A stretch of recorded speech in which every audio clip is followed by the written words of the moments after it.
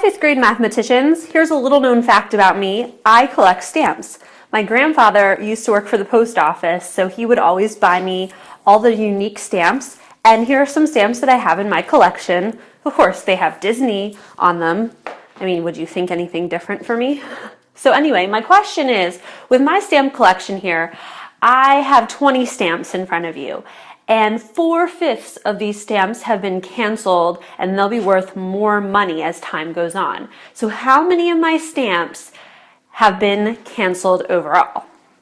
So because I said 4/5, there's something we need to think about here.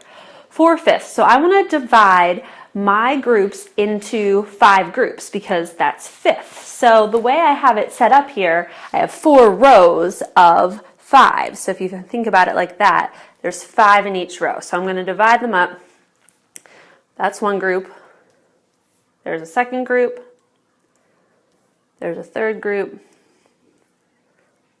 4 and 5. So you see 1, 2, 3, 4, 5. So if I want 4/5 of those, I'm going to count up how many are in 4 of those 5 groups. So I'm going to separate this. That's the group that's not worth anything. And then here are my stamps that are worth something. So 4 groups of 4, I could count them individually, or I know that 4 groups of 4 are 16. So 16 of my 20 stamps are going to be worth something one day. So that's 4/5 of my 20 stamps. Now that's the way to show you visually. Now I'm going to show you how to do it mathematically on paper. I just showed you my stamp problem visually. Now I'm going to show it to you on paper how I would solve it. So what I would think of is 5 times what equals the 20 whole parts. So we know that that's 4. So I'm going to take that number that I get and I'm now going to multiply that with my numerator. And 4 times 4 equals 16. You also have the option to write out an equation. So I'm going to show you that equation. You're going to take your whole number, which is 20, and you're going to divide it by the denominator, and that's going to go in parentheses. You're going to do that first. Then you're going to multiply your answer by 4. So let me show you how that works.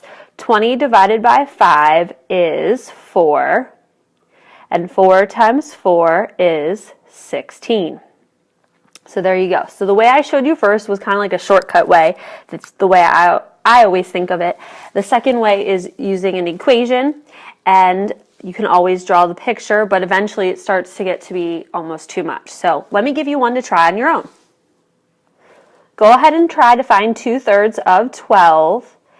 If you would like to, pause the video, and then I'll explain how to do it. I'm going to turn it into an equation this time. So 12 divided by 3 in quotation or in parentheses, and then I'm going to multiply that by my numerator of 2. So if I solve that through, I get 12 divided by 3 is 4. 4 times 2 is 8. So that makes sense to me that 2/3 of 12 is going to be 8. 2/3 is going to be smaller than the whole, okay? And we know that the whole is 12, so 8 is smaller than 12. That makes a lot of sense to me. Let's try one more. Here's one I want you to do, but I also want you to think of that word of means to multiply. So 7/8 times 16 is really what you're doing here when you're solving this problem. So go ahead, you're going to solve it on your own, and you can pause my video. I'm going to solve it myself here. I'm going to do it my shortcut way. 8 times what is 16? That's 2.